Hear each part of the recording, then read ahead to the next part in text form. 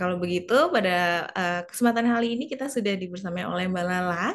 Dan sebelum kita masuk untuk ke talk show-nya ya Mbak Lala, saya di sini izin untuk bisa share dulu nih tentang case mengenai parenting atau sex education untuk anak-anak di sini. Oke, mungkin untuk operator boleh dibantu untuk menampilkan video case overview-nya. Anakku kecanduan cerita vulgar 18+.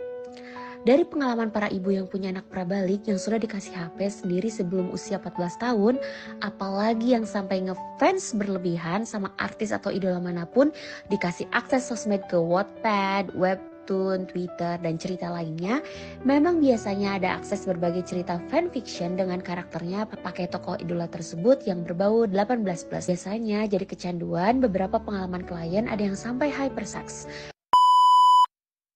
Permainan atau game roleplay atau RP belakangan ini sedang tren di TikTok. Ada pula video viral yang menampilkan seorang anak kecil yang dimarahi ayahnya karena bermain RP.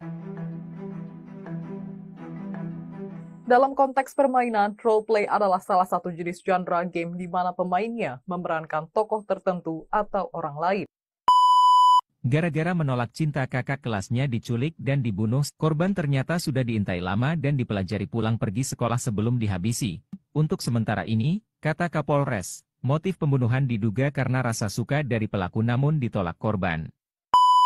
Siswi SMA berinisial S asal Wonogiri menjadi korban revenge porn atau penyebaran konten pornografi tanpa izin. Pelakunya adalah mantan pacar S sendiri. S sempat dilecehkan oleh pacarnya P di sebuah taman bermain beberapa tahun silam. Kejadian itu ternyata direkam diam-diam oleh teman pelaku. Video itu kemudian dijadikan senjata oleh P untuk memaksa S melakukan tindakan-tindakan tak pantas. Saat keduanya putus dan S punya pacar baru, P yang sakit hati malah menyebarkan video itu. Akibatnya, S dan keluarganya kini menanggung malu. S bahkan dikabarkan mengalami trauma hingga punya kecenderungan untuk bunuh diri. Seorang kiai sebuah pondok pesantren di desa Curah Petung atas dugaan pelecehan seksual terhadap 3 santriwati. Kasus ini bermula dari 2 santriwati yang mengadu kepada orang tuanya dan berujung pada laporan ke polisi.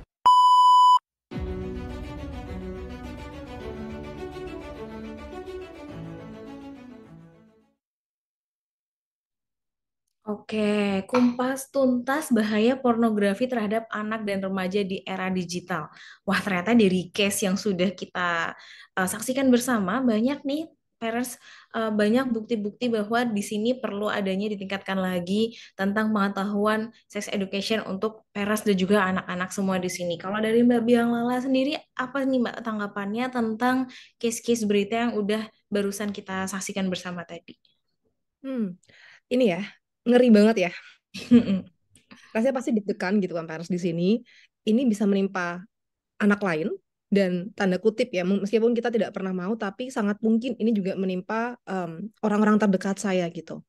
Dan sangat mengerikan dan kita juga bingung terus gimana dong cara menjelaskan atau cara melarang anak-anak agar tidak terpapar oleh konten pornografi. Itu yang pasti parents di sini ingin tahu dari diskusi kita hari ini yaitu ya, Cika ya. Iya, apalagi tadi ada beberapa case kayak tentang anak-anak mengonsumsi media dewasa, dari cerita-cerita dewasa sampai video porno, kemudian beberapa media massa yang ada di internet ternyata membuat konten-konten yang belum pantas gitu untuk diterima anak-anak. Salah satu platform tersebut adalah biasanya kita sebut sebagai Wattpad gitu. Nah, Wattpad ini sebenarnya adalah wadah bagi penulis dari berbagai kalangan ya, di mana mereka itu bisa membuat hasil karya secara gratis. Tapi Wattpad ini terbilang terkenal dengan 90 juta penggunanya itu sekitar 665 judul cerita. Itu sayangnya tidak semua cerita itu bisa dikonsumsi oleh anak-anak. Itu juga sangat disayangkan sih Mbak Lala ya. Jadi kira-kira di sini nanti kita bisa akan belajar bersama begitu supaya kita bisa lebih aware lagi terhadap konten tersebut dan bisa melindungi anak-anak kita dari bahaya-bahaya cerita maupun video-video yang tidak pantas untuk dikonsumsi anak-anak. Oke deh kalau begitu. Nah, pada sesi talk show pagi hari ini, saya akan masuk nih ke pertanyaan pertama yang sudah saya siapkan di sini dan itu juga merupakan pertanyaan dari parents yang ada di daycare. Oke, untuk pertanyaan pertamanya mungkin dari operator, apakah boleh dibantu? Oke. Oke, tanya dong. Nah, Mbak Lala, ciri-ciri atau indikasi anak yang kecanduan porno itu seperti apa sih? Supaya parents semua di sini tuh bisa lebih aware lagi dari apa ya, indikator atau indikasi-indikasi awalnya begitu. Mm-mm. Bener-bener. Jadi kemarin juga saya kan udah cek ya pertanyaannya gitu ya. Pertama langsung, wah ciri-ciri anak yang kecanduan porno gitu. Harapannya kan pasti kita sebagai parents tuh notice dan tahu bahwa oh nih udah nggak bener nih anak saya kayak gitu kan. Nah tapi mungkin Cika aku jadi tiba-tiba kepikiran gitu ya sebelum kita ke ciri-ciri gitu ya. Saya pengen tanya banget sama parents di sini karena kan saya sangat yakin parents tuh pasti sangat consider dan concern tentang edukasi seksual buat anaknya gitu. Termasuk hari ini parents join di Zoom meeting ini ingin tahu gimana sih cara karena cukup banyak pertanyaan juga terkait gimana sih cara untuk mencegah, gimana sih cara untuk mengedukasi anak saya kayak gitu.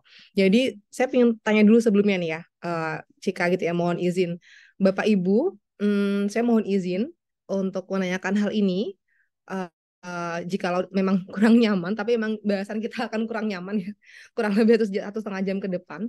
Silakan raise hand, reaction bagi Bapak Ibu yang dulu ketika kecil mengetahui edukasi seksual dari orang tuanya. Jadi Bapak Ibu tahu tentang edukasi seksual, apapun itu, dari orang tuanya. Boleh coba raise hand sambil saya cek sebentar. Oke, sejauh ini belum ada yang raise hand ya. Yang tahu edukasi seksual dari orang tuanya. Oke, belum ada ya. Kalau saya sambil saya refleksi diri saya, mungkin dulu tuh saya tahu nggak pernah Mbak Lala, yes. Bahkan mungkin sampai dewasa, orang tua kita tuh masih sungkan gitu ya membahas ini. Oh ada nih Bapak Muhammad Wijaya, ya ada yang menyampaikan kalau ini tabu. Oke, paling paling maksimal gitu. Kalau yang perempuan tentang menstruasi gitu ya, dijelasin. Oh ternyata ini menstruasi pertama, ini adalah proses apa. Dulu saya masih ingat banget ketika saya menstruasi pertama kali, ibu saya langsung bilang ke saya, oh mulai saat ini harus hati-hati kalau main sama laki-laki. Kayak gitu, udah that's it gitu ya, nggak ada perpanjangan lagi meski dan yang wait saya sambil baca chat juga ya sebentar. Taunya orang tua dulu ngelarang nggak boleh main sama lawan jenis gitu kan, main tuh konteksnya seperti apa ya kan, kita sebagai anak-anak pasti wondering gitu ya, nggak boleh pacaran tapi penasaran. Oke, jadi pacaran terus. Oke, ada lagi mungkin yang mau kasih di kolom komen gitu ya. Terus saya jadi ingat juga gitu waktu saya SMP. Saya ingat banget waktu itu pelajaran reproduksi biologi gitu ya. Gurunya bilang gini, gurunya perempuan. Saya akan menjelaskan tentang proses reproduksi, tetapi saya tidak akan menjelaskan bagaimana proses ini berawal. Jadi guru hanya menjelaskan, oh ada sperma ketemu telur dan bla bla bla segala macam. Tapi guru tidak menjelaskan gitu. Emang gimana cara sperma ketemu telur? Guru aja nggak mau menjelaskan gitu kala itu gitu ya. Jadi saya berpikir loh, apa namanya orang tua saya nggak bilang, guru saya nggak bilang, terus saya dapat info dari mana? Oke, ini dari Pak Muhammad Wija, bagian-bagian tubuh yang tidak boleh dilihat oleh orang lain. Oh, I see. Yes, ini juga salah satu basic sex education gitu ya. Oke, good. Kalau dulu ya seperti itulah kurang lebih. Jadi rata-rata memang dari kita Bapak Ibu dan saya juga mungkin generasi saya generasi Cika gitu ya, kita tidak memperoleh edukasi yang komprehensif dari guru maupun orang tua kita. Nah sekarang pertanyaan saya yang kedua adalah kira-kira menurut Bapak Ibu, jika Bapak Ibu malu boleh direct message ke saya ya. Kira-kira apa sih yang membuat Bapak Ibu kala itu tidak bertanya, tidak mendapatkan edukasi dari orang tua? Simply kenapa sih kok nggak nanya aja sama orang tua gitu? Atau kenapa sih orang tua nggak ngejelasin ke saya, kira-kira menurut Bapak Ibu kenapa? Boleh nggak di kolom chat? Merasa tabu, oke, good.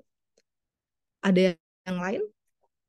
Merasa tabu, takut dan merasa itu privasi orang tua. Malu, takut, takut dimarahin, yes. Ada lagi, sungkan, oke, every emotion is valid, tabu, bener. Jadi kalau aku coba sum up ya, ada malu, takut, sungkan, takut dimarahin, tidak nyaman, I see, nggak tahu apa yang harus ditanyakan karena minim pengetahuan. Jadi istilahnya tuh saya tidak tahu apa yang saya tidak tahu gitu ya. Jadi karena nggak tahu, saya nggak tahu harus nanyain apa gitu. Oke, ini good. Oke, Bapak Ibu. Nah, risih, yes. Mungkin nggak Bapak Ibu, anak-anak Bapak Ibu juga merasa hal yang seperti ini? Takut, malu, takut dimarahin, kayak gitu kan. As simple as menanyakan, mungkin ada ya anak kecil tuh, kemarin saya lihat di TikTok apa di Instagram itu lucu banget. Sebenarnya ini agak lucu ya. Ibu-ibu gitu bikin konten bilang kalau anak saya tuh menangis meraung-raung karena anak saya baru find out bahwa kok ibu tidak punya penis seperti saya dan ayah gitu. Kok punya kita berbeda ya Bu? Mungkin anak laki-laki ya. Pasti anaknya laki-laki dan dia bertanya gitu. Nah, hal-hal yang seperti ini nih, dulu mungkin zaman kita kecil, pertanyaan-pertanyaan kayak gitu dianggap, ih kamu tuh anak kecil tanyanya kok begitu sih? Udahlah nggak usah dibahas ya emang beda, ya udah beda aja gitu kan. Jawabannya tuh mengesankan, oh kalau pertanyaan seperti ini tuh nggak boleh ya ditanyakan kayak gitu.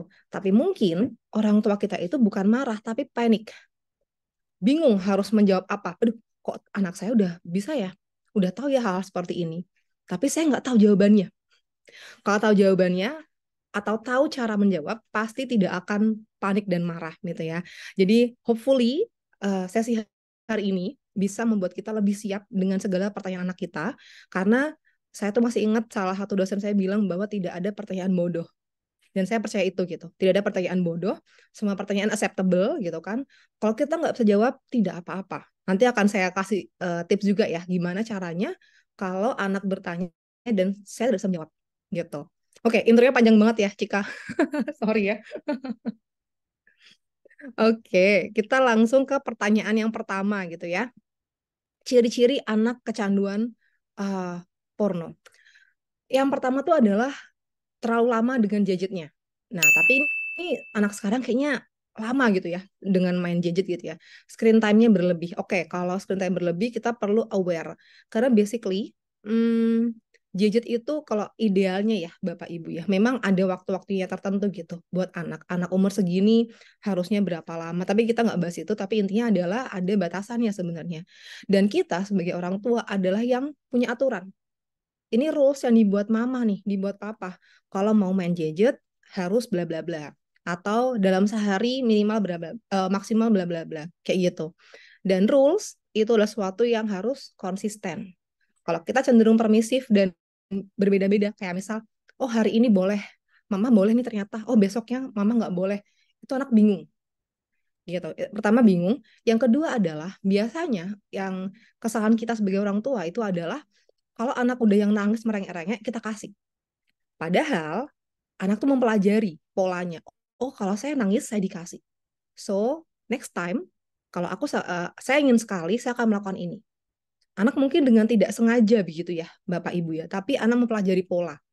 Anak itu mempelajari pola, mempelajari konsistensi. Kalau kita sebagai orang tua yang bisa konsisten, mereka pun akan ngikut. Nah, yang kedua, Bapak Ibu, ketika anak tuh, mungkin ini remaja atau anak gitu ya, mulai menghapus browser historinya. Kan jadi pertanyaan ya, kenapa dihapusin gitu. Mungkin ini remaja ya, mungkin anak belum bener-bener ngeh bahwa oh ini tuh konten porno gitu. Mereka hanya kayak, oh ini menyenangkan. That's it gitu. Kalau remaja mereka udah mulai browser historinya dihapus. Kayak gitu. Yang ketiga, secara emosi gitu ya. Cenderung mudah marah. Cenderung mudah marah atau malah jadi pendiam. Atau di sisi lain, kalau kita batasi screen time-nya, marahnya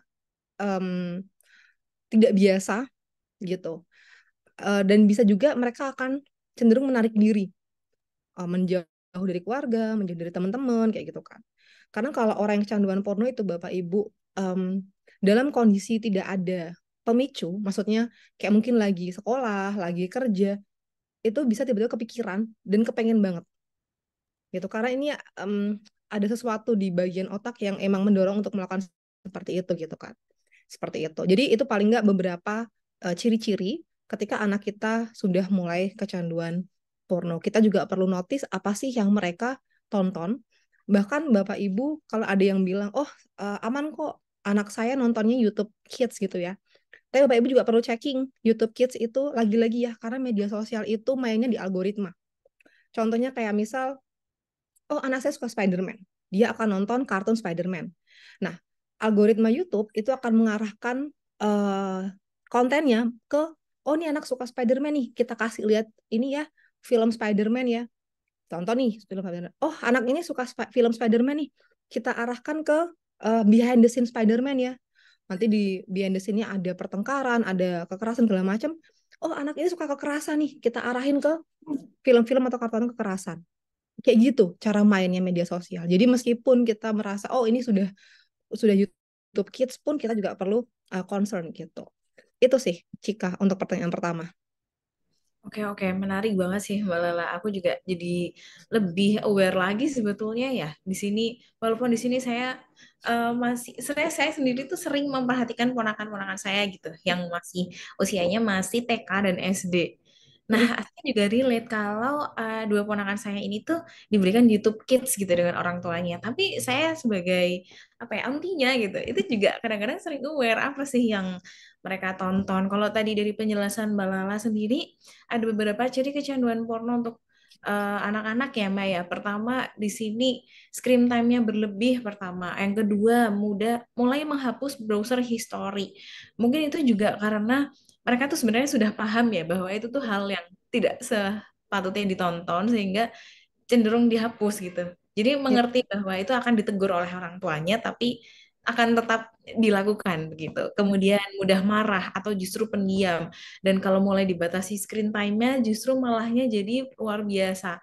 Jadi kalau di anak-anak nih mulai menunjukkan perilaku seperti itu, mungkin parents di sini harus mulai aware lagi ada apa sih di balik sikap-sikap yang tidak biasa itu. Dan dimana ketika anak ini sudah mulai kecanduan porno, itu bahkan di kondisi yang tidak ada pemicu sekalipun dia tuh bisa tiba-tiba kepikiran ya, atau Mm-mm. mungkin lebih jauhnya lagi jadi justru mengganggu aktivitas sehari-harinya dia gitu ya Mbak ya. Mm-mm. Betul, betul. Betul Hmm. banget. Kayak gitu. Oke, oke. Lagi jadi ini ya, jadi kita jadi lebih aware lagi ya, Feros ya, bahwa ada beberapa perilaku yang bisa kita amati untuk makin bisa melindungi anak-anak kita semua di sini. Oke, menarik banget. Jadi catatan juga untuk saya, Mbak Lala. Oke, kalau gitu kita akan masuk ke pertanyaan yang selanjutnya nih. Ini ada penanya juga yang akan bertanya di sesi talk show kita pagi hari ini. Oke, pertanyaan yang selanjutnya. Bagaimana sih Yep. starting point cara mengajari anak tentang pendidikan seksual? Nah, pertanyaan dari Putri Ayu Ningrum. Oke. Oke, sip, menarik ya. Karena banyak kebingungan dari kita tuh harus mulai dari mana, mulai umur berapa, Mm-mm. terus ini sudah em, ini sudah perlu nggak ya saya sampaikan ke anak saya? Seperti itu kan pertanyaan-pertanyaan yang sering terpikirkan oleh kita gitu. Karena lagi-lagi kita tidak diajarkan bagaimana caranya. Dari dulu kita mikirnya kayak, oh paling nanti anak saya tahu dari temennya. Tapi pasti bapak ibu nggak pengen ya anaknya tahu dari temennya. Ya kan? Karena pasti kita berpikir lebih baik tahu dari saya, karena saya bisa batasi, saya bisa pilih kayak gitu. Tapi kalau anak tahu dari temannya, anak tahu dari siapa seumuran dia, sama-sama orang anak yang nggak tahu gitu kan, itu yang dikhawatirkan malah jadinya melenceng seperti itu. Nah, sebenarnya menarik karena tema ini, tema tentang orang tua yang menyampaikan ke anak, itu tuh adalah tesis saya, Bapak Ibu. Jadi saya meneliti tentang kepercayaan diri orang tua, ibu khususnya, untuk menyampaikan edukasi, prevensi, atau pencegahan kekerasan seksual ke anak. Nah, ketika kami coba wawancara bahkan ke psikolog sekitar gitu ya, psikolog puskesmas waktu itu, ternyata banyak orang tua tuh ya persis kayak gitu. Saya tidak tahu harus mulai dari mana, saya yang tidak tahu harus mulai dari umur berapa. Padahal Bapak Ibu simply, kalau kita nggak pede terhadap sesuatu, kita akan susah untuk melakukan itu. Gitu ya. Jadi perlu kita pede dulu, baru kita menyampaikan. Tapi gimana sih caranya biar kita bisa pede menyampaikan? Ya dengan punya pengetahuannya dulu, dengan belajar dulu, kayak gitu. Jadi ketika saya dapat, oh ini tentang ini nih orang tua mengajarkan parents tentang kekerasan seksual, pornografi di sini konteksnya ya. Wah saya jadi ingat gitu ya ketika saya tesisan dulu. Nah Bapak Ibu sebenarnya orang tua itu punya 4 peran dalam menyampaikan tentang pencegahan kekerasan seksual. Oke, kekerasan seksual dulu sebelumnya mungkin agak kita menyamakan persepsi. Kekerasan seksual itu ada yang kontak fisik maupun non kontak fisik. Kalau kontak fisik ya kita tahu seperti pelecehan, pemerkosaan seperti itu. Tapi kalau non kontak fisik termasuk pornografi, pemaparan pornografi ada di dalamnya. Nah, biasanya nih Bapak Ibu, pemaparan pornografi itu bisa oleh orang lebih dewasa atau mungkin sama sesama teman. Seperti itu. Jadi itu pun juga kita perlu concern karena menonton pornografi, dipaksa untuk menonton pornografi itu adalah salah satu bentuk kekerasan seksual seperti itu. Nah, 4 peran orang tua lagi kita kembali, 4 peran orang tua itu ada yang pertama adalah memiliki pengetahuannya dulu, kemudian menyampaikan materinya dan melakukan keterampilan komunikasi. Jadi keterampilan komunikasi maksudnya adalah kita pakai cara yang berbeda atau variasi gitu ya ketika kita menyampaikan dan menyampaikan dengan cara dan media yang inovatif. Nanti saya akan sampaikan juga cara yang gimana. Nah, kemudian sejak kapan sih mengajarkan anak tentang edukasi seksual ini? Sebenarnya dapat dimulai dari kapan saja, Bapak Ibu. Tapi yang paling penting mungkin untuk anak-anak gitu ya, kita ajarkan tentang toilet training. Oh, kalau pipis itu harus di kamar mandi, harus di toilet. Oh, kalau copot celana itu di toilet gitu. Oh, ternyata kalau tidak pakai baju keluar-keluar itu malu. Kita ajarkan dulu bahwa ini tuh malu, ini tidak boleh gitu kan. Yang boleh ya kalau kamu mau mandi ya copotnya di kamar mandi, di toilet seperti itu. Dari yang pertama.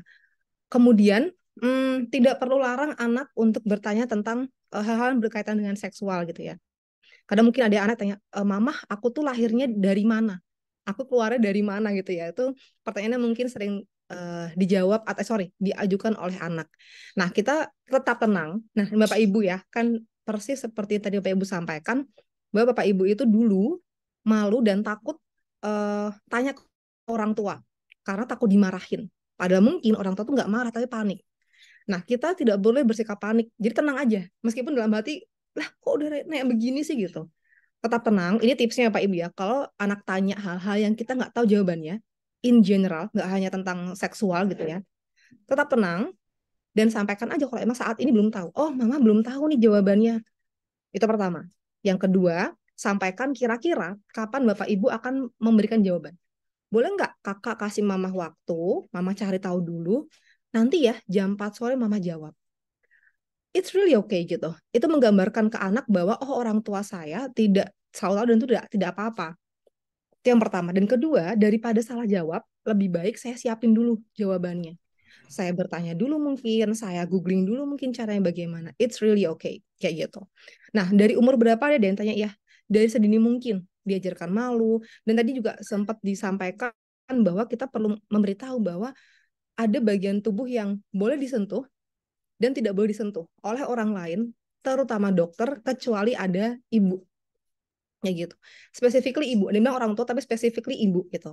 Jadi ketika dokter memegang bagian tubuh saya, ibu saya harus ada di situ. Kayak gitu. Nah, kemudian saat mandi nih Bapak Ibu, saat mandi itu adalah momen yang penting untuk menyampaikan atau menjelaskan bahwa bagian-bagian tubuh. Oh, adik punya tangan, punya dada, punya perut dan segala macam. Dan di sini pun kita juga perlu menjelaskan, oh kalau laki-laki ada penis, kalau perempuan vagina seperti itu. Dan tidak perlu nampak berbeda ketika kita menyebutkan itu ya. Oh, ini pantat seperti itu. Tidak apa-apa gitu.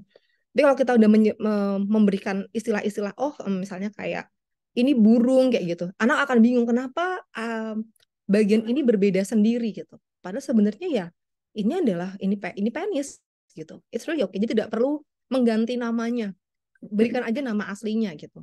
Berikan istilah aslinya. Dan di saat itu pun dijelaskan bahwa oh bagian ini tidak boleh dipegang oleh orang lain. Kalau orang sayang itu megangnya mungkin kepala gitu atau pundak atau mana gitu ya. Maksudnya sampaikan mana yang boleh disentuh, mana yang tidak boleh disentuh. Seperti itu. Kemudian ketika nih mungkin ada Bapak Ibu di sini, adakah yang mungkin anaknya sudah mulai memegang-megang alat kelaminnya sendiri gitu ya.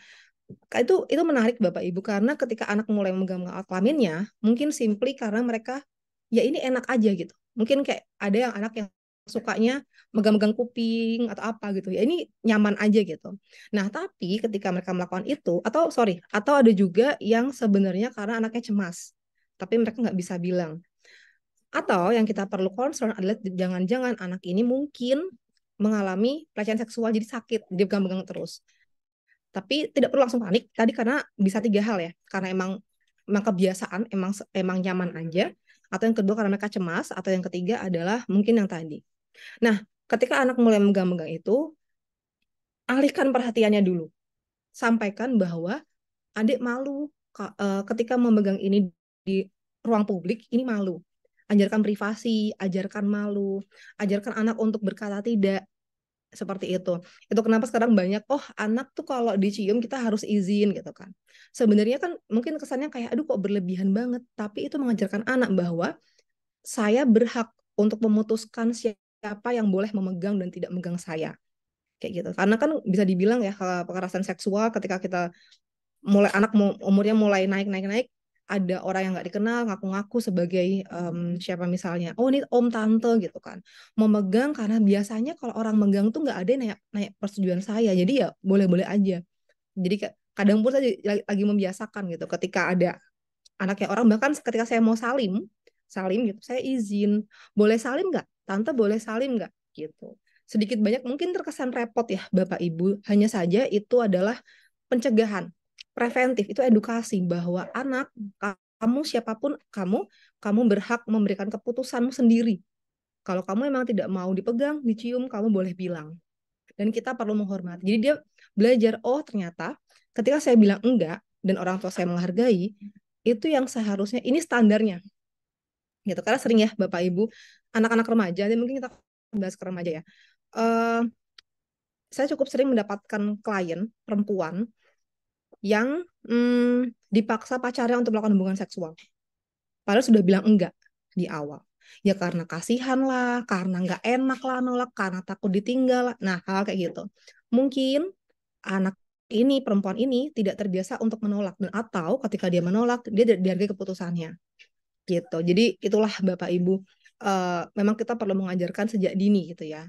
Nah, kemudian tadi yang saya ceritakan tentang anak laki-laki yang menyadari bahwa oh ternyata ibu tidak punya penis, atau kebalikannya, oh ternyata ayah tidak punya vagina, kayak gitu kan. Nah, kita pun juga perlu menjelaskan, biasanya anak umur 3-4 tahun tuh mulai eksplorasi ke teman-temannya.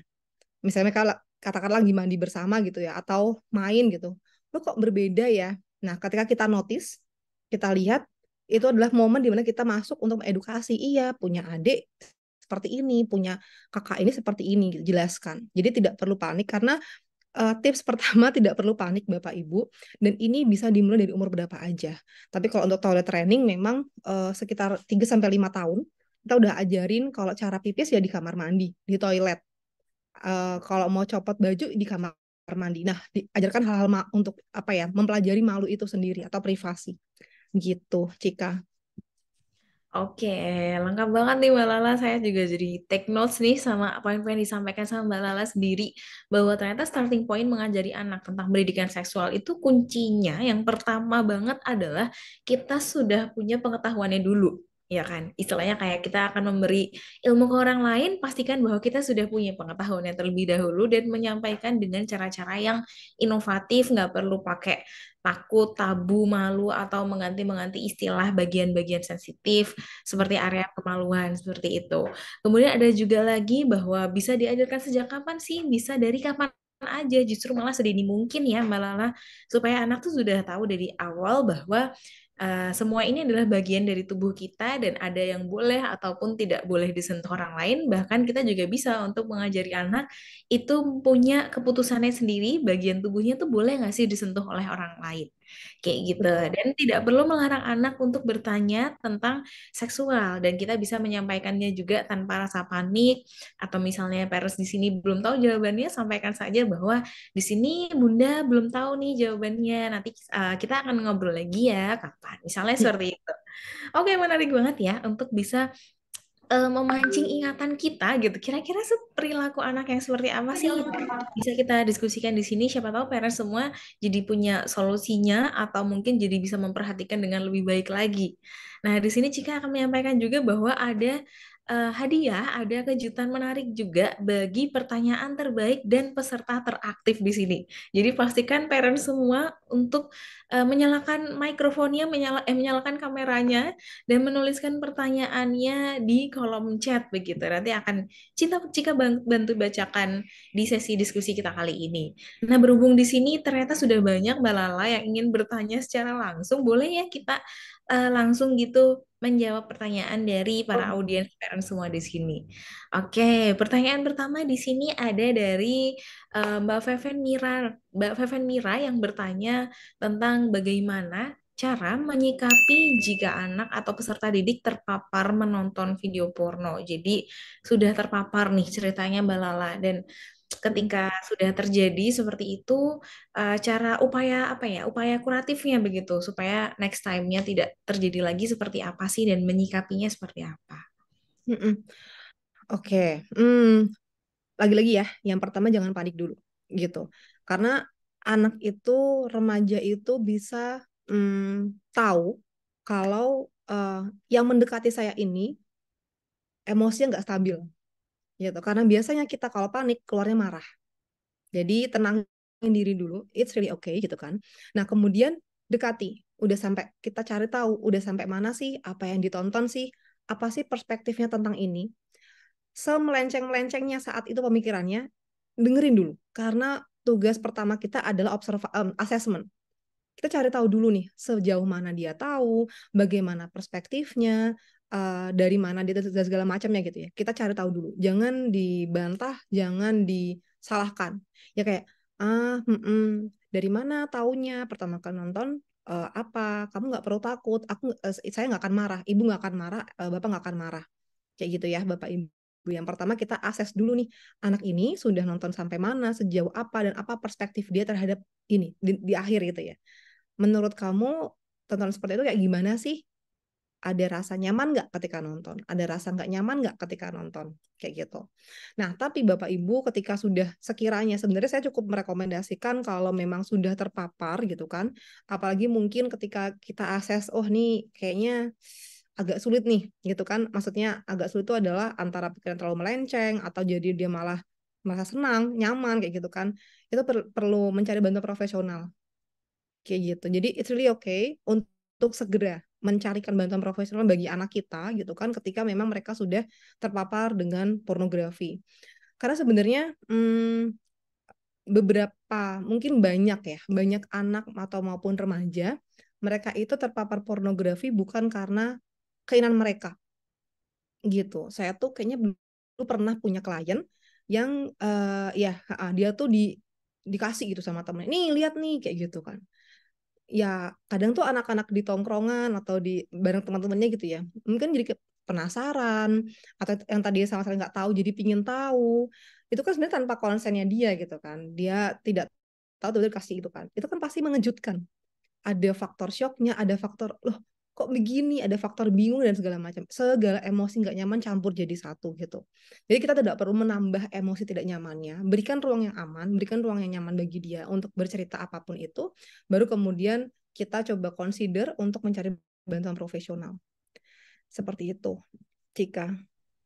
Oke, oke. Berarti ketika memang anak ini sudah terpapar pada video atau konten-konten porno, itu tidak perlu ragu parents semua di sini untuk mencari bantuan profesional apabila mungkin parents juga belum mampu atau merasa perlu dibantu begitu ya. Karena mungkin beberapa orang tua gitu merasa kurang bisa menyikapi sendirian begitu. Jadi tidak perlu ragu untuk mencari bantuan dari profesional untuk bisa menyikapi dan mengatasi kecanduan porno untuk anak-anak. Oke, kalau begitu. Terima kasih banyak Mbak Lala. Semoga pertanyaannya juga menjawab ya, Ibu Fevet. Nah, pertanyaan selanjutnya ada juga nih Mbak Lala, saya bantu bacakan ya. Perkenalkan nama saya Andrian Adinata, izin bertanya ke Mbak Lala. Yang pertama, apakah kerusakan otak akibat kecanduan porno dapat disembuhkan dan caranya seperti apa? Dan pertanyaan selanjutnya, adakah ciri fisik atau aura wajah bagi orang yang kecanduan porno? Begitu pertanyaannya, Mbak. Oke, baiklah. Jadi sebelum um, kerusakan otaknya gitu ya, saya mau menjelaskan proses bagaimana kita sebagai manusia itu bisa kecanduan. Ini jadi sebenarnya nggak hanya untuk anak, tapi in general. Dan kecanduannya yang non-Z. Bisa porno, bisa game online, bisa online shop gitu ya. Hampir sama, maksudnya sistematika gitu ya, hampir sama. Cuman kita perlu tahu kenapa sih kok bisa sih seorang itu kecanduan. Nah, jadi Bapak Ibu, di dalam otak kita itu ada senyawa kimia namanya dopamin. Dopamin ini fungsinya untuk membuat kita merasa senang, excited, pleasure. Biasanya dopamin ini akan meningkat ketika kita mungkin makan makanan yang enak, dapat achievement, misalnya dia suka bermain game di sini ya. Ketika kita menang tuh kita, itu dopamin. Nah, dopamin ini memang fungsinya untuk tadi bikin kita senang dan pleasure gitu. Dopamin ini kalau kadarnya tinggi sulit untuk turun gitu. Jadi bahkan sekarang itu banyak terapi, aplikasi untuk dopamin detox. Karena kehidupan zaman sekarang memang cenderung membuat kita jadi mudah tuh naik si dopamin. Main game atau sesimpel gini sih Bapak Ibu. Dulu tuh ketika saya kecil, ketika saya menanti-nanti kartun atau mungkin tontonan gitu ya yang saya suka, saya tuh menunggu seminggu. Mungkin Bapak Ibu juga mengalami ya, apa namanya, kartun tuh cuma seminggu sekali, cuma hari Minggu. Atau cuma setiap sore, itu pun cuma setengah jam. Jadi bener-bener sesuatu yang saya nanti banget, proses menunggunya lama. Tapi nggak sekarang Bapak Ibu.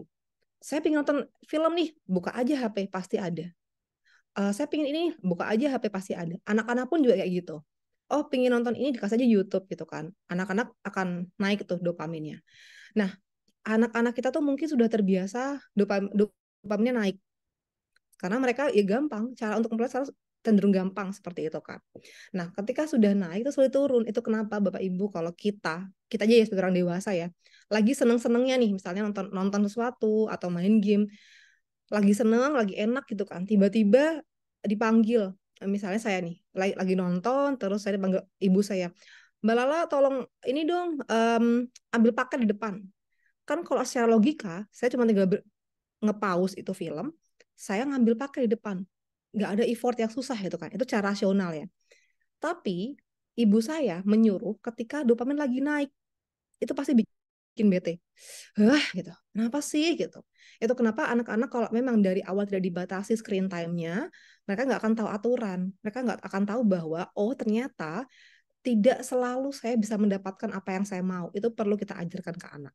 Karena bukan satu sisi memang itu proses di otaknya gitu kan. Kadang-kadang kita nggak bisa menghentikan gitu karena memang itu yang terjadi. Itu yang pertama ya, Bapak Ibu ya. Nah, oh iya termasuk dopamin ini meningkat ketika kita makan atau minum gula. Itu kenapa sangat dianjurkan untuk dibatasi gitu ya, Bapak Ibu. Nah, ketika seseorang, let's say ini mungkin anak remaja ya, ketika seorang ini orgasme, dopaminnya kan melonjak. Jadi itu yang dicari. Dopamin yang enak ini nih yang dicari. Itu akhirnya yang membuat kita orang-orang yang adiksi itu cenderung kayak aduh pingin lagi, pingin lagi, pingin lagi. Ya simply kayak kita ini apa sih yang buat kita happy misalnya check out Shopee gitu ya. Kita seneng nih, itu dopaminnya naik gitu kan. Nah, ketika lagi nggak ada uang atau lagi apa, aduh nggak enak banget rasanya kayak gemes atau yang sering bilang craving gitu. Itu yang terjadi pada otak kita ketika kita adiksi terhadap sesuatu. Nah, apakah bisa diatasi, diobati? Bisa. Kayak gitu. Jadi kita yang ngajarin tanda kutip ya, kita yang ngajarin otak kita untuk bahwa tadi tidak semua hal itu bisa saya dapatkan, tapi itu perlu proses. Bukan sesuatu yang langsung berubah gitu ya Bapak Ibu. Itu kenapa memang banyak treatment untuk adiksi dan itu tidak sekali dua kali, pasti berkesinambungan dan it's really okay kalau memang ternyata kita tahu bahwa anak kita atau kita sendiri mungkin sedang mengalami adiksi apapun itu, tidak hanya porno. Seperti itu. Oh, secara aura wajah ya? Saya belum pernah tahu gitu ya. Secara raut wajah, tapi paling tidak yang tadi saya sampaikan terkait ciri-ciri anak yang sudah mulai adiksi. Ketika diminta, marahnya tuh luar biasa. Tadi dopamin lagi naik, terus dipaksa, diambil. Pasti kan akan nggak nyaman kan rasanya. Tapi kita perlu ambil observasi, oh udah mulai kayak gini nih. Ini adalah waktu saya perlu membatasi screen time-nya. Seperti itu. Oke, Gitu. oke. Ya. Jadi sebetulnya ini ya, yang bisa kita perhatikan itu justru dari perilaku-perilaku yang nggak biasa itu ya, Mbak. Yes. Mm-mm. Bukan mungkin khususnya bukan dari yang aura wajah atau ciri fisik, tapi perilakunya nih kerasa ya. Biasanya kan kalau orang tua tuh feelingnya nggak pernah salah gitu. Kalau anaknya kenapa-napa, kalau anaknya tuh ada yang berubah itu kan kelihatan kerasa-kerasa gitu. Nah, mungkin di sini parents bisa lebih aware lagi, lebih observe lagi nih. Kira-kira ada apa sih kok sampai sebegitu marahnya, kok sampai begitu reaksinya. Oke, terima kasih banyak, Mbak Lala. Ya, Nah, di sini ada pertanyaan juga nih. Nah, ini sepertinya parents semua di sini aktif bertanya nih, Mbak Lala.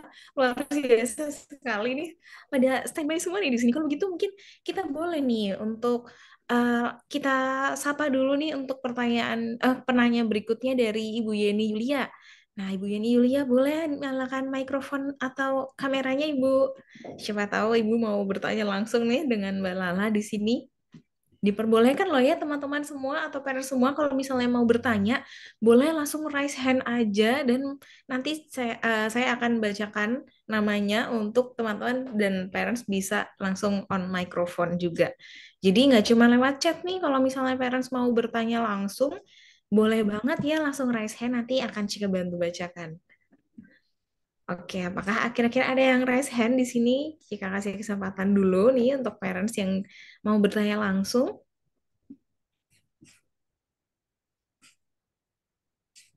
Oke, kayaknya pada setuju untuk di chat Balala. oke, nggak apa-apa. Nggak apa-apa ya, Peres. Nanti kalau misalnya Bapak Ibu mau bertanya secara langsung, boleh banget langsung raise hand. Akan Cika izinkan untuk bertanya kepada Mbak Lala. Mm-mm. Oke, pertanyaan berikutnya di sini dari Ibu Yeni Yulia. Nah, Mm-mm. izin bertanya, Mbak, misalnya sebagai orang tua sudah berusaha mendidik anak dengan baik untuk tidak melakukan hal-hal yang negatif. Oh, Tetapi ketika sedang bermain di lingkungan sekitar, anak itu terpengaruh dengan teman-temannya. Apa upaya kita sebagai orang tua agar anak tidak terpengaruh oleh teman-temannya yang mempunyai pengaruh negatif? Terima kasih. oke, baik, terima kasih pertanyaannya. Dan mungkin ini juga saya sekalian menjawab pertanyaannya Bapak Sri ya, Bapak Sri Sadono, tentang kalau kita mengejarkan tentang mahram, tentang apa namanya hukum farji dan kemaluan dan segala macam itu boleh apa enggak gitu ya, apa namanya dianjurkan atau tidak. Iya, Bapak Ibu, memang silakan gitu ya. Sebagai orang tua, kita ini boleh mengajarkan tentang edukasi seksual dari konteks agama atau ya secara general ya. Dua-duanya lebih bagus gitu kan. Karena setiap agama kan pasti punya batasan, larangan terkait em, seksual ini gitu. Jadi ajarkan memang dari kecil dan itu sangat bagus. Tapi Bapak Ibu perlu pahami bahwa mendidik, mengajarkan, mengedukasi itu ber, apa istilahnya di kognitif, di pikiran. Kadang sesuatu yang seksual ini di emosi. Itu dua hal yang berbeda. Bapak Ibu mungkin sering mendengar simpelnya gini. Itu orang orang paham agama tapi kok ngelakuin kayak gitu sih? Ya ya, ada ya gitu kan. Loh, orang paham agama atau mungkin dia dari mana gitu kan. Orang paham agama, orang tahu agama kok dia melakukan misalnya kok selingkuh sih? Kan di agama nggak boleh gitu. Atau orang paham agama kok nyolong sih kan nggak boleh. Itu kan kita sering berpikir. Paham bukan berarti bisa mengimplementasikan. Tapi paham itu adalah bekal gitu. Jadi selain mengajarkan edukasi yang memang sangat penting, betul gitu kan, baik dalam konteks general maupun agama, kita juga perlu mengajarkan bahwa sebagai orang, sebagai anak, sebagai remaja, ada hal-hal yang perlu kita lakukan untuk menahan diri. Kita ajarin untuk bisa anak kita tuh self control, Bapak Ibu. Ada hal-hal yang emang belum boleh kamu lakukan saat ini. Ada hal yang memang ada konsekuensinya, kayak gitu. Nah, hmm, ini mungkin sambil ke sini ya. Ada yang bilang gini, Mbak, bukannya kalau kita mengajarkan edukasi seksual ke anak, itu malah ngajarin anak caranya berhubungan seksual. Satu sisi betul, tapi sisi lain, justru dengan kita mengajarkan edukasi seksual ke anak, anak ini jadi tahu bahwa ketika saya mau melakukan ini, ada konsekuensinya. Nah, itu yang sering jarang orang tua sampaikan. Konsekuensinya hamil, misalnya gitu kan. Oh, kalau udah hamil kenapa? Gitu. Mungkin anak nggak tahu. Oh, kalau udah hamil ya udah, aku akan merawat anak, misalnya tanda kutip ya gitu ya. Tapi kita ajarin bahwa kalau kamu hamil sekarang, kamu nggak akan bisa meraih cita-citamu. Kamu kan pengen jadi, misalnya dia apa? Pengen jadi dokter. Mau nggak sih jadi dokter? Kita perlu berempati. Anakku tuh pinginnya apa sih? Kita ajarkan bahwa melakukan hubungan seksual sebelum waktunya, menonton seperti ini ada konsekuensinya loh. baik konsekuensi resikonya gitu. Itu yang kita jarang sampaikan dengan asertif, dengan nyaman gitu ke anak. Bisa kita marahin kan, kamu jangan kayak gini, jangan kayak gitu, tapi apa gitu. Kita perlu menjelaskan bahwa kalau melakukan seperti ini konsekuensinya ini dan segala macam. Mungkin Bapak Ibu boleh, saya tuh ini lucu sih Bapak Ibu, saya tuh nonton film Dua Garis Biru bersama ibu saya di bioskop. Ada yang nonton Dua Garis Biru?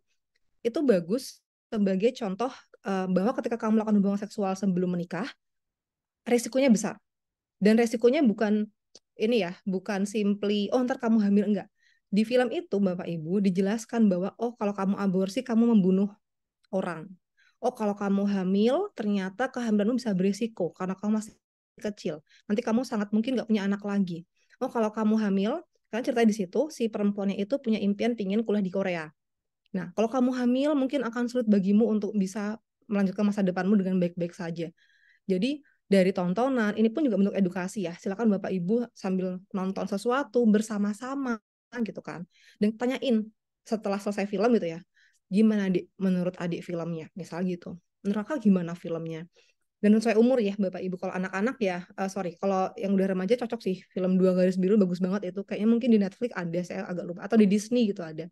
Itu bagus banget menurut saya sih. Karena bener-bener diceritain secara emosi yang terjadi ketika dari jatuh cinta, dari punya pacar, dari tidak punya batasan. Jadi ceritanya mereka tuh pacaran di kamar. Jadi kalau mau pacaran yang mending di ruang tamu atau di mana ada orang tuanya gitu ya. Dan agak sulit juga mungkin ya Bapak Ibu ketika kita anak itu udah mulai suka sama orang. Remaja itu kan wajar ya, suka, ngefans itu wajar. Nah, ketika anak suka sama temannya atau sama siapa, jangan langsung larang. Explore dulu. Kamu suka karena apanya? Jangan-jangan dia cuma ngefans, tapi kita udah yang panik gitu lagi-lagi ya. Jangan-jangan dia cuma pengen berteman gitu. Jadi kita explore dulu ketika anak sudah mulai. Ada juga nih kemarin pertanyaan, gimana kalau anak saya umur 5 tahun tapi udah bilang saya pengen pacaran. Nah, kita perlu tahu perspektif dia terhadap tema atau hal yang dia sampaikan tuh apa. Kadang kan anak kecil nggak tahu ya, emang pacaran tuh apa gitu kan. Kita tanyakan perspektifnya terkait pacaran tuh apa. Emang pacaran tuh apa dek gitu. Jangan-jangan iya ke kantin bareng, udah pacaran gitu loh menurut dia gitu. Oh ya udah kalau kantin bareng kan sama ini bisa, bla bla segala macam. Misalnya seperti itu. Jadi tidak perlu panik, kita tanyakan dulu perspektifnya, kita akses. Jadi tips pertama kita akses dulu seberapa jauh sih pengetahuan dia terhadap ini, terhadap itu, baru kita edukasi. Karena mungkin orang tua kita ketika kita bertanya atau kita menyampaikan sesuatu yang terkait seks dan hubungan lawan jenis, kita udah langsung yang ngekat, wah nggak boleh gitu. Emang kenapa? Di agama nggak boleh. Kenapa di agama nggak boleh? Anak kan pengen tahu ya. Dan anak itu tidak nyaman dengan jawaban pokoknya tidak boleh. Kita harus bisa explain the why gitu. Nah, kalau kita lagi-lagi, kalau kita nggak tahu why-nya, ya udah kayak tadi ya tipsnya ya. Udah nanti mama jelasin ya, tapi nanti sore karena mama mau cari tahu dulu atau mama mau kerja dulu misalnya seperti itu. Gitu sih jawabannya ya. Jadi kita jadi agak melenceng tapi pada intinya adalah kita juga ajarkan tentang menahan hawa nafsu itu sendiri. Gitu. Oh, ternyata emosi rasa pengen itu wajar ada. Tapi ternyata tidak semua kepinginan kita itu bisa kita dapatkan sekarang. Gitu. Karena ini mungkin sedikit ya Bapak Ibu ya. Kemarin tuh saya dapat klien perempuan yang jadi selingkuhannya laki-laki, yang laki-laki ini tuh brandingnya orang yang paham agama. Jadi bingung, ini orang paham agama tapi kok selingkuh ya? Paham agama itu di kognitif, selingkuh itu terkait emosi. Paham agama oke, bagus, jadi bekal. Tapi kalau tidak bisa menahan nafsu, tidak bisa menahan si emosi ini ya akan sangat mungkin kejadian. Begitu pula dengan kita semua nih. Atau ada mungkin orang-orang yang kayak sudah tahu bahwa rokok gak sehat, tapi tetap ngerokok. Gitu kan. Jadi punya dua informasi yang bertentangan di pikiran kita, istilah disonansi kognitif, tapi basicnya itu karena kita kurang mengasah rationality kita. Sedangkan anak dan remaja, menariknya Bapak Ibu, bagian otak mereka yang terkait terkait rasionalitas itu belum berkembang sempurna sampai umur 25 tahun. Jadi kita sebagai manusia ini baru benar-benar punya modal untuk berpikir secara rasional itu ketika di atas 25 tahun. Jadi wajar kalau anak-anak itu masih emosional. Remaja itu sangat emosional. Karena di otaknya ketika remaja itu, bagian yang berkembang duluan adalah bagian yang concern terhadap emosi.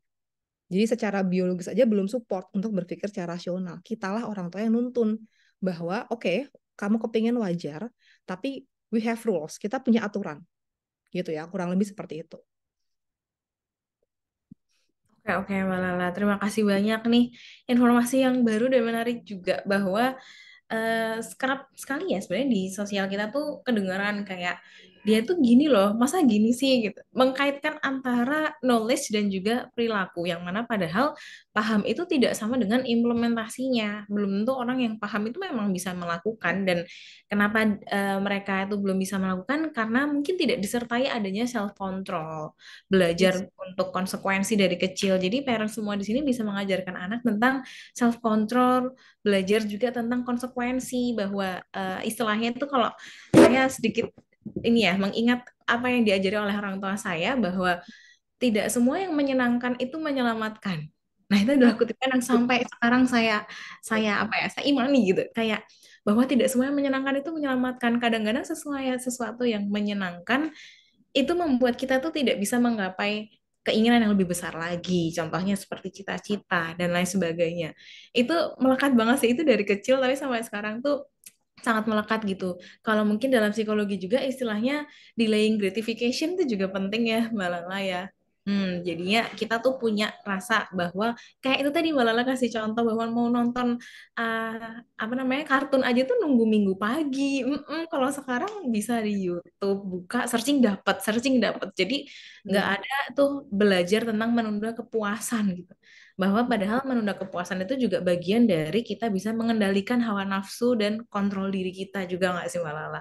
Aku setuju banget sih. Thank you so much Mbak Lala for Thank you. reminding the topic gitu. Oke, oke. Untuk menarik banget ya pertanyaannya. Nah, untuk pertanyaan selanjutnya nih ada dari Ibu Hikmawati. Mungkin Ibu Hikmawati boleh kalau mau on mic dan on cam juga Ibu. Apakah kira-kira ingin bertanya secara langsung? Oke. Oke, di sini justru ada penanya yang sudah raise hand, Mbak Lala. Mungkin kita persilakan terlebih dahulu ya untuk Ibu Sarah Rizky. Oke, silakan Ibu.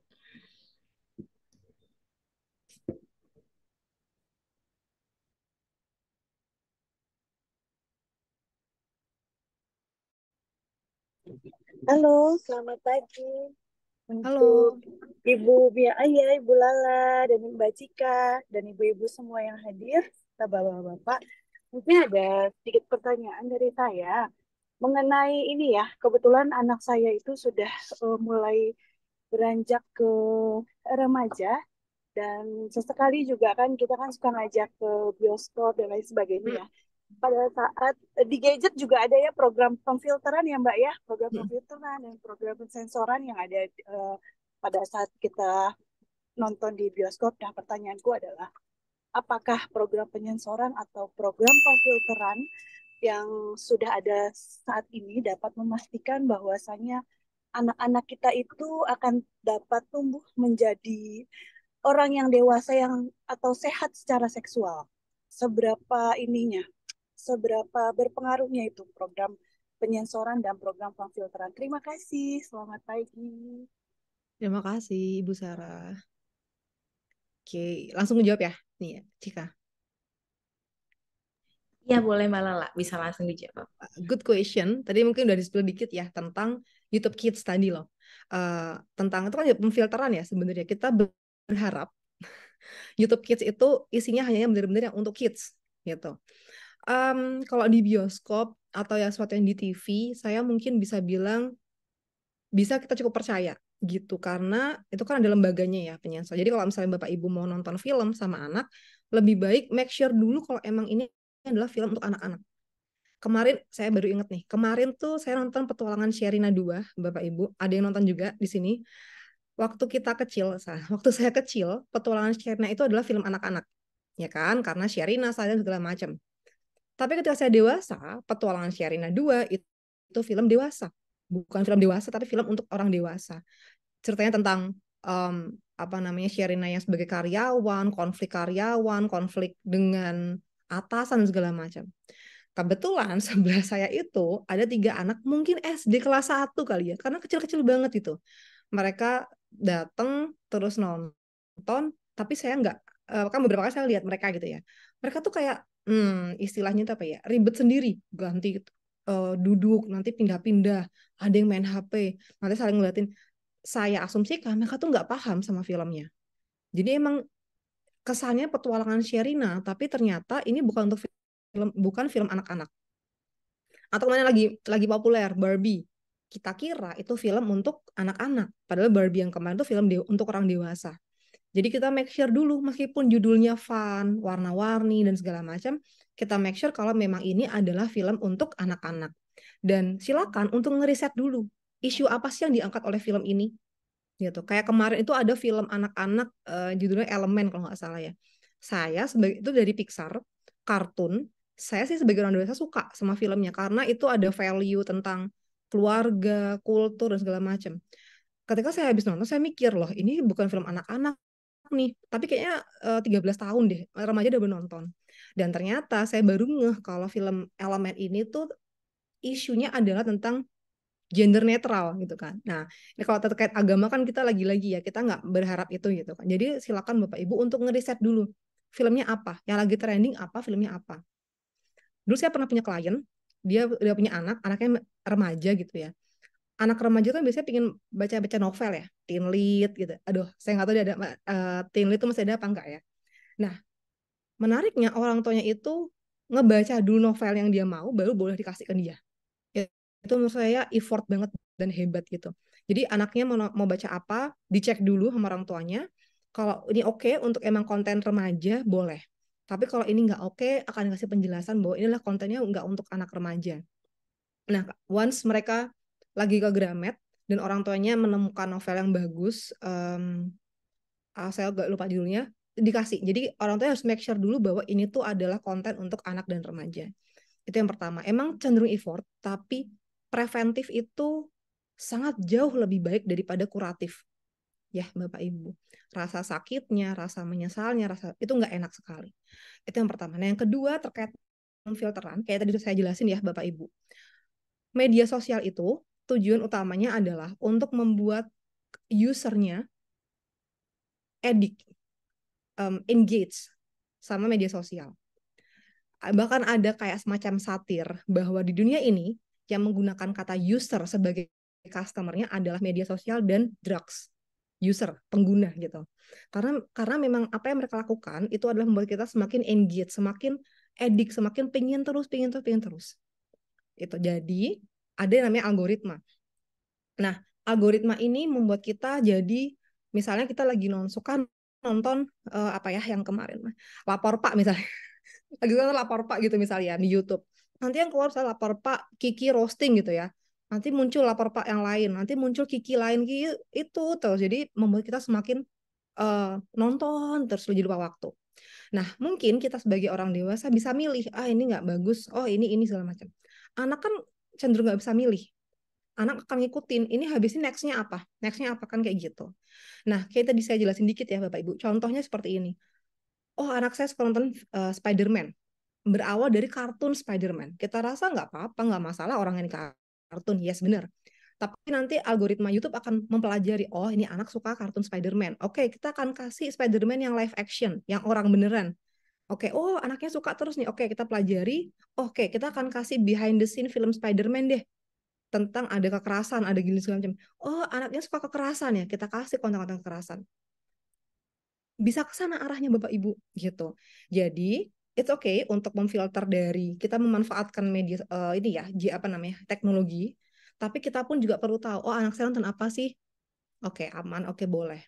Gitu. Jadi kita sebagai orang tua kan paling bisa memfilter ya, karena kita yang pengen anak saya tuh mengkonsumsi apa gitu. Jadi it's okay pakai teknologi, tapi sisi lain kita pun sebagai manusia juga perlu ikut memfilter.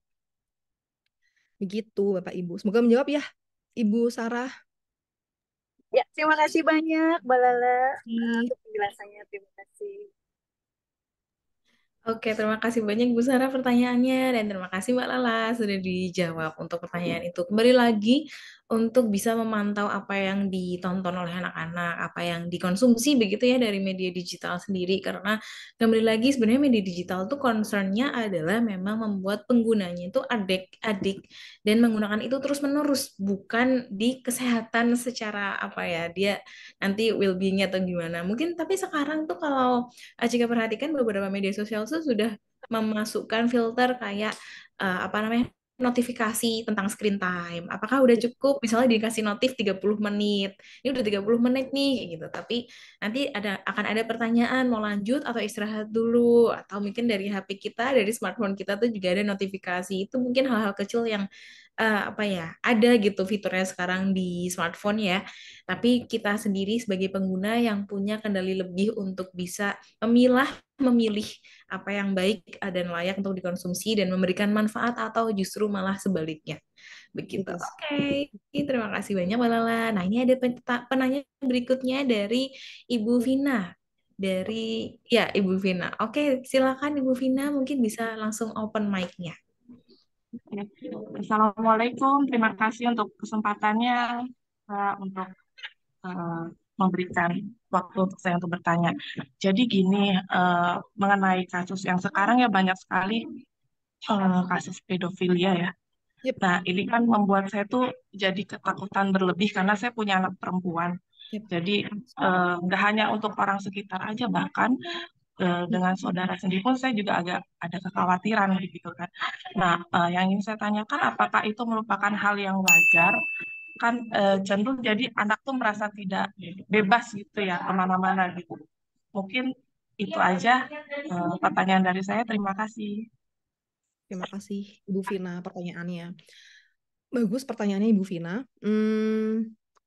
Karena ini nggak banyak memang, tapi cukup adalah beberapa klien saya itu yang pernah mengalami pelecehan seksual oleh saudaranya sendiri gitu.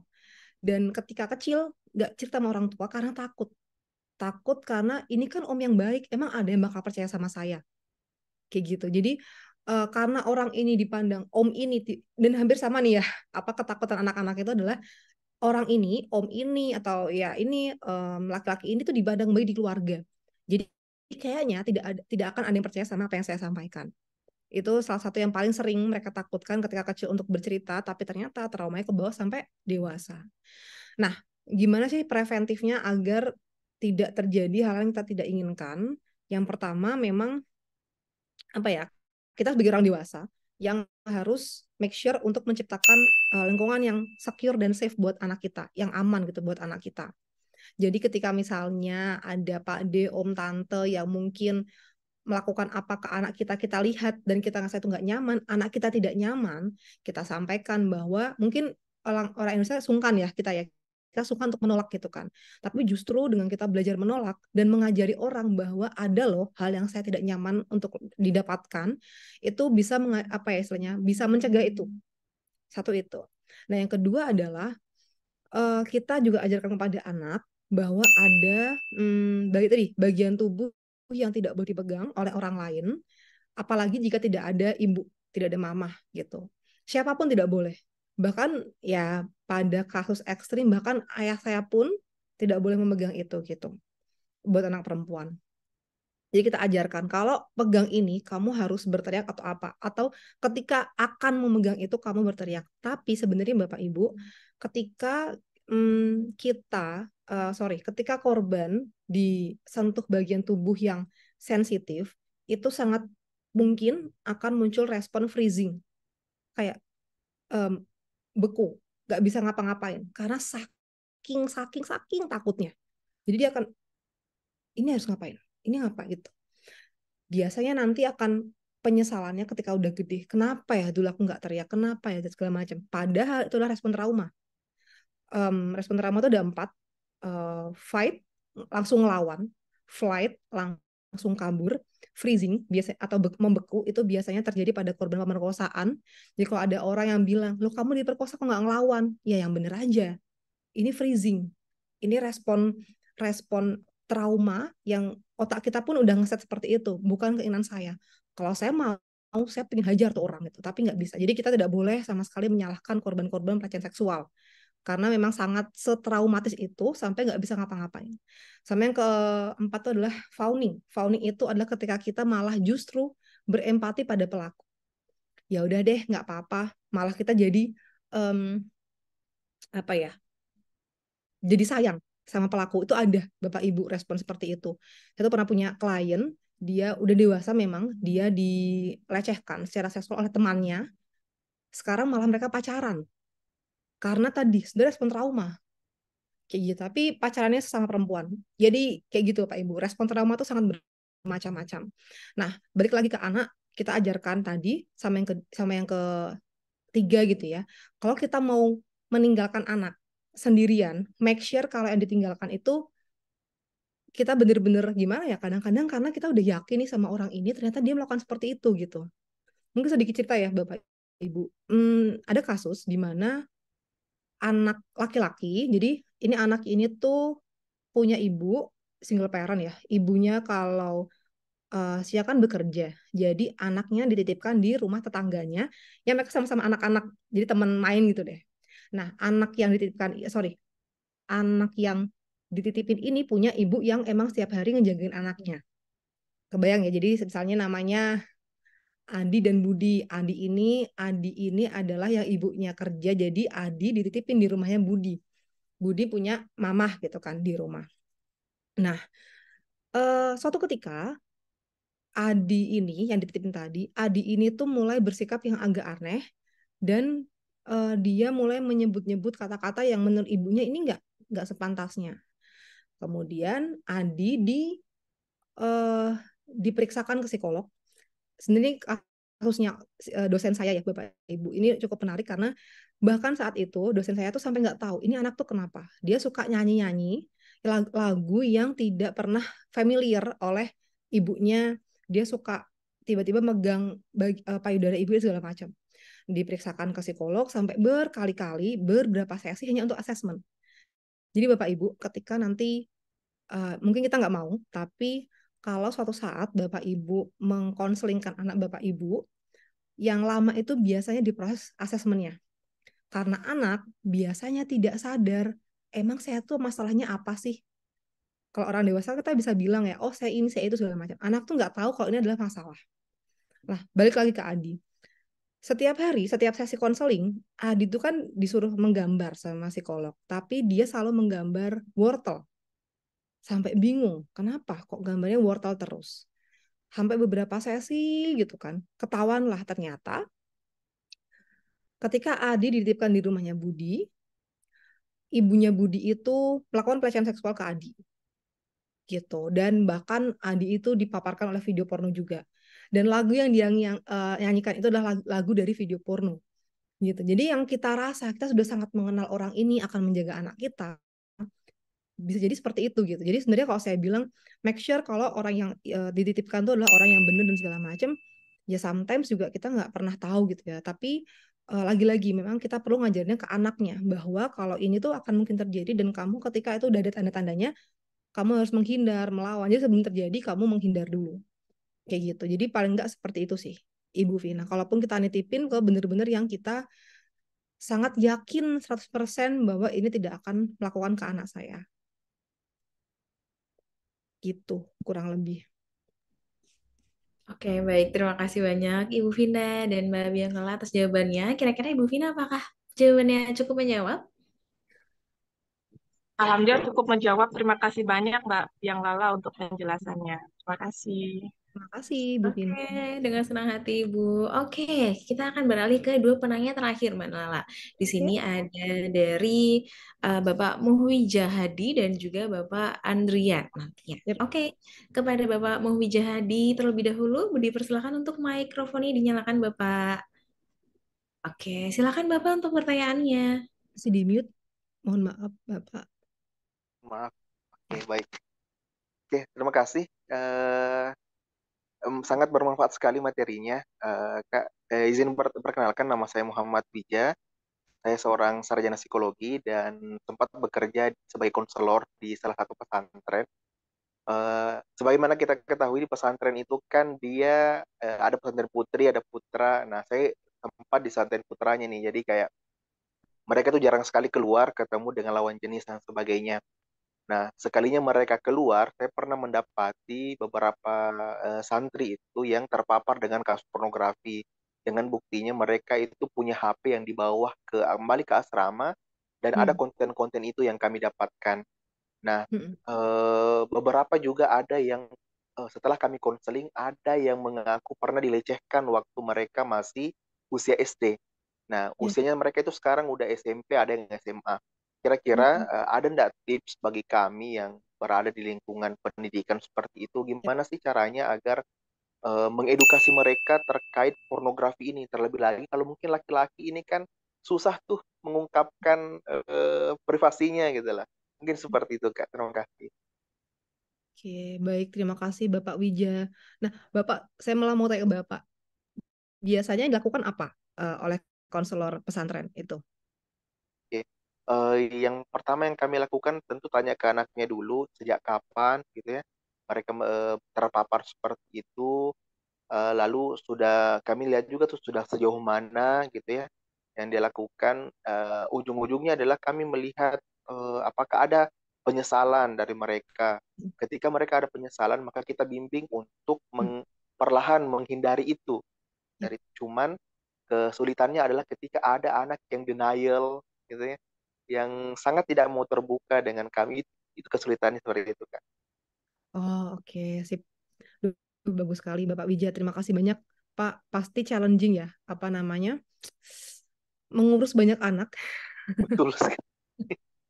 Aduh, ya Allah, hebat banget Bapak Wijaya ini dan teman-teman yang rekan-rekan yang mungkin semua ada juga di sebagai guru atau pembimbing di pesantren gitu ya. Pasti bingung, bingung dan kewalahan mungkin kadang-kadang ini karena tiap anak berbeda-beda. Ada yang sebentar dideketin terbuka, wah alhamdulillah banget itu kan. Tapi ada yang tadi denial beberapa kali, nggak mau mengaku dan segala macam. It's okay, nggak apa-apa Bapak Wijaya. Memang beberapa orang pendekatannya perlu lebih panjang tapi jangan menyerah gitu.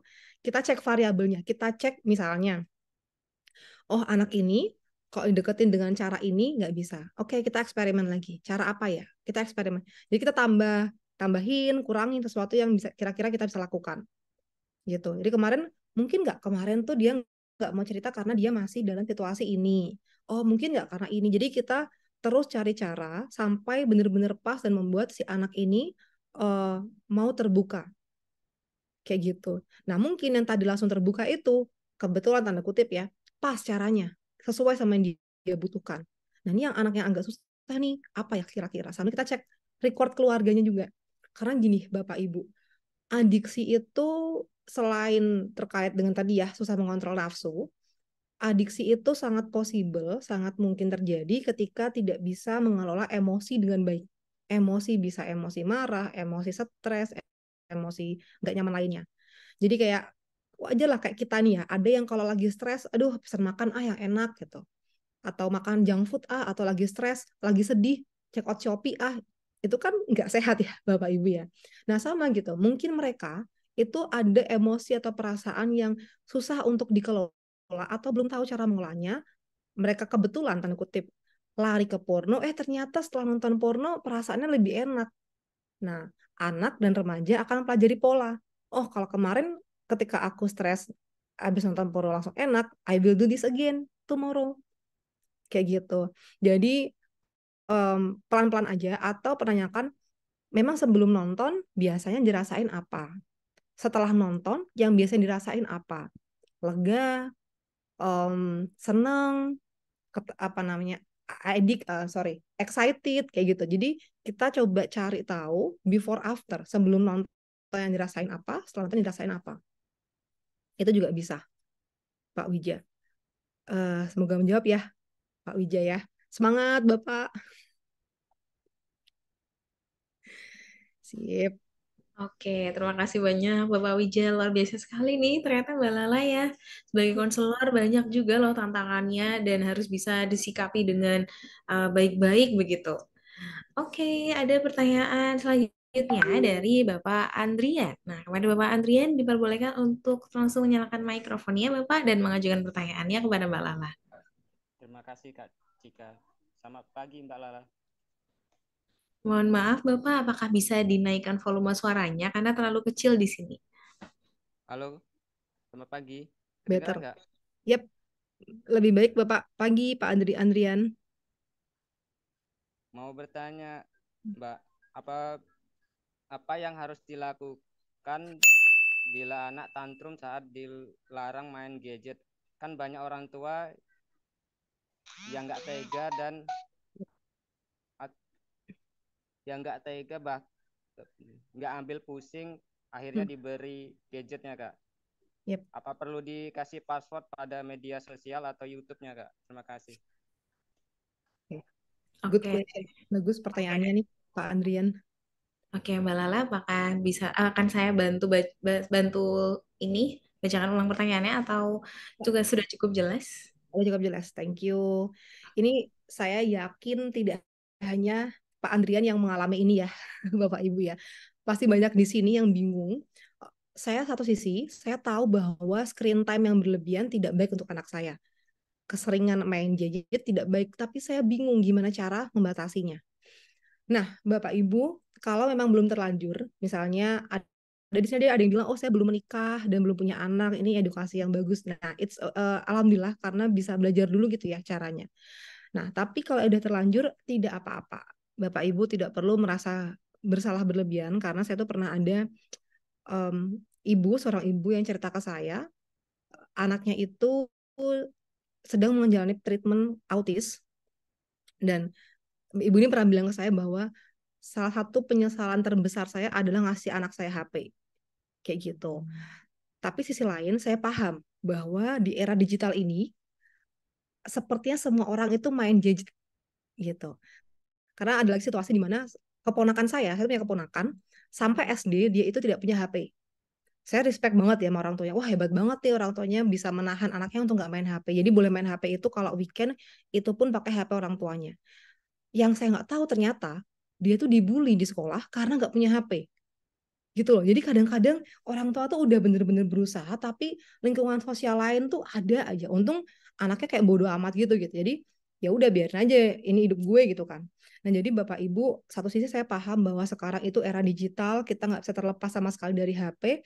Apalagi anak tuh setiap hari tahu kita main HP, main laptop pasti pengen tahu mamaku tuh ngapain sih, papaku tuh ngapain sih, ada apanya sih di HP gitu kan gitu. Jadi tidak perlu menyalahkan diri berlebihan karena Bapak Ibu pasti sudah melakukan yang terbaik buat anak-anak Bapak Ibu.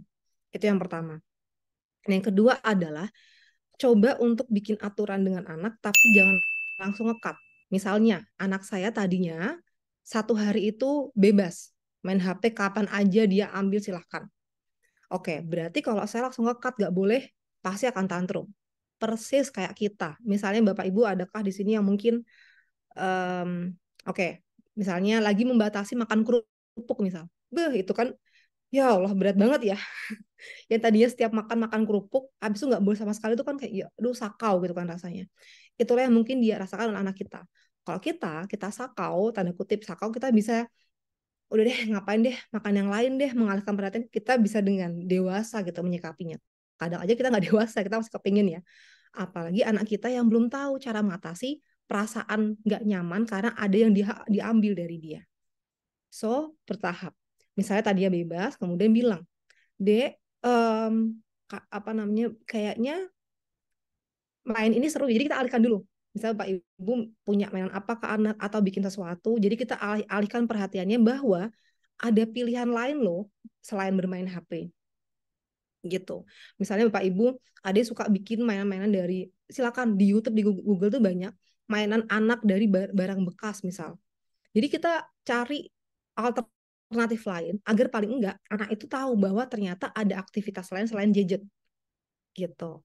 Itu yang pertama. Jadi silakan Bapak Ibu emang agak effort iya, tapi kalau dulu kata supervisor saya di puskesmas itu beliau bilang kalau mau punya anak lebih baik repot sekarang daripada repot nanti. Gitu. Jadi repotnya sekarang aja nggak apa-apa. Saya cari tahu cara bikin mainan segala macam daripada saya repotnya nanti. Itu yang pertama. Kita coba cari alternatif main lainnya. Tapi kalau misalnya nih kita udah bikin main benar, anaknya udah bosen, ya udah wajar. Paling nggak dia tahu, minimal dia tahu dulu ada alternatif lain selain HP. Yang kedua adalah bikin rules. Misalnya udah mulai berkurang nih main HP-nya. Adik ini ya sekarang boleh main HP, tapi ada syaratnya nih. Kan adik udah besar. Misalnya mungkin dia tambah umur atau ketika dia naik kelas kita kasih rules. Adik kan tambah besar.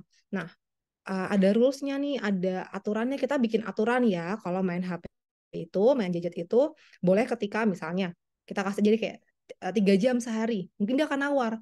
3 jam sebentar, 4 jam deh, 4 jam gitu. Oke, tengah-tengah boleh nggak 3,5 jam? Jadi ketika kita negosiasi pun, ya kayak kita nawar ke pedagang. Kalau kita malah semakin marahin si pedagang, pedagang kan nggak mau ya, apalagi anak kita. Jadi kita negosiasi rules-nya itu, aturannya. Dan aturannya itu harus tanda kutip disepakati dua pihak. Anak kita pun ya udah deh gitu, meskipun dia ya udah deh gitu kan, tapi udah ada iyanya kan dari dia. Itu yang kedua. Yang ketiga adalah kita harus konsisten. Saya paham rasa kasihannya, pasti dia nangis-nangis segala macam, pasti dia kayak bingung dan segala macam. Di awal tuh wajar, Bapak Ibu. Ketika dia nangis meraung-raung, jangan malah semakin dimarahin. Tapi mungkin kayak peluk dia atau validasi emosinya, empati. Kayak tadi ya, Bapak Ibu yang biasanya makan kerupuk sekarang nggak boleh kan nggak nyaman rasanya. Itu pun yang anak kita rasakan. Ya adik kesel ya sama mama ya karena mama nggak boleh. Tapi kan kita udah bikin rules-nya. Jadi meskipun anak menangis meraung-raung, kalau kita semakin marahin, dia akan semakin jadi nggak bestie sama kita. Jadi kita dekep, kita peluk, kita validasi emosinya, kita sampaikan, adik boleh marah, tapi adik boleh menyampaikan apa yang adik rasain. Adik boleh bilang, adik kenapa kok marah? Tapi kalau marah, bilangnya kayak gini nggak? Gitu. Apakah boleh dengan marah-marah seperti ini? Kalau adik mau misalnya marah sama mama, nanti lama-lama dia bisa paham. Ketika dalam situasi yang tenang, sampaikan bahwa adik boleh marah, tapi kalau marah ada caranya. Gitu. Kalau adik semakin nangis meraung-raung, mama nggak dengar apa yang adik bilang. Padahal kan kalau adik lagi marah atau lagi kecewa, adik pingin mama tahu kan apa yang adik pingin gitu.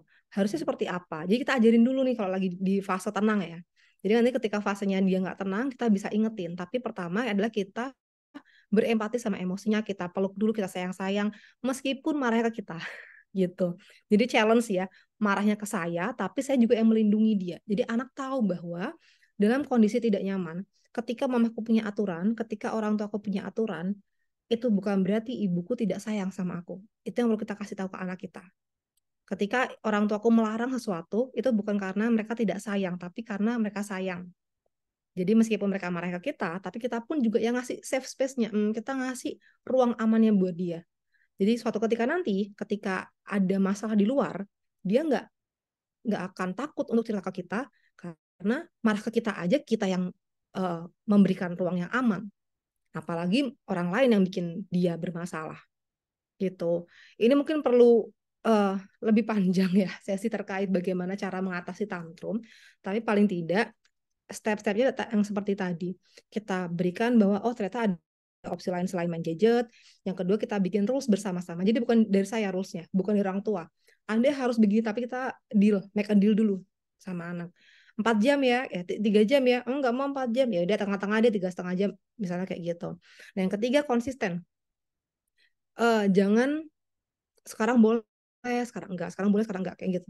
Anak jadi bingung, anak malah menggunakan itu sebagai tanda kutip senjata untuk dapetin, gitu. Jadi meskipun anak dengan tidak sengaja ya Bapak Ibu, anak tuh nggak yang sengaja aku nangis biar orang tua aku kasihan sama aku biar ngasih gadget. Kadang mereka tidak bermaksud seperti itu, tapi karena mereka mempelajari pola. Oh, kalau aku meraung-raung, nangis-nangis, orang tua aku akan memberikan. Jadi akan gitu terus. Tapi kalau kita kekeh, tetap gitu ya istilahnya, memeraung-raung, tetap nggak dikasih kalau waktunya sudah habis. Gitu. Tetangga dengar gimana Mbak? Udah biarin omongan tetangga gitu kan. Anakku lebih penting daripada omongan tetangga gitu. Jadi kita yang akan mendekat mereka ketika mereka sedih, kita yang akan mengingatkan.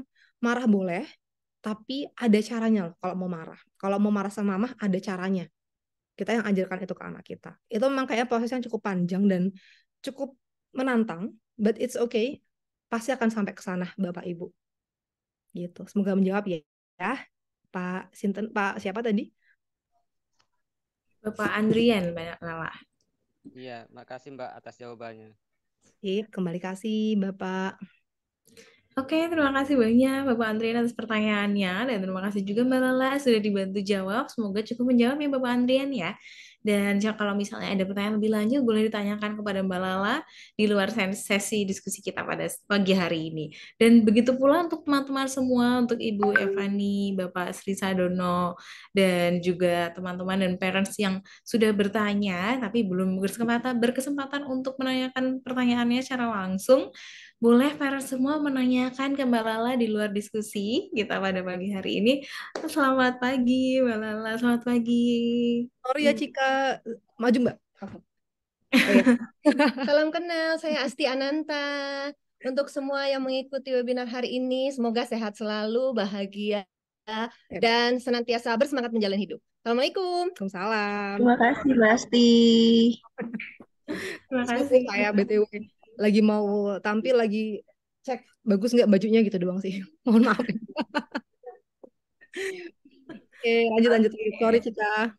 Nggak apa-apa Mbak Lala, semoga sukses tampilnya ya Mbak Lala, Ibu Esti. Oke, untuk parents semua jangan bersedih hati karena Mbak Lala sangat bisa untuk di-reach dan ngobrol bareng di Welas Asih maupun di platform media lainnya ya Mbak Lala ya untuk melanjutkan konselingnya atau sesi tanya jawab yang lain. Jadi tidak dibatasi hanya pada diskusi kita pagi hingga siang hari ini. Dan semoga beberapa hal yang sudah kita diskusikan tadi memberikan banyak pengetahuan baru, insight baru atau ide gitu. Ide untuk para parents bagaimana sih caranya memberikan pendidikan seksual kepada anak sejak dini, sejak masih kecil sampai nanti akhirnya mereka matang secara dewasa, remaja dan dewasa untuk selanjutnya. Nah, kalau boleh di sini Cika menyimpulkan dari diskusi tadi bahwa sebetulnya pendidikan seksual itu adalah hal yang perlu kita sampaikan atau kita ajarkan sejak dini.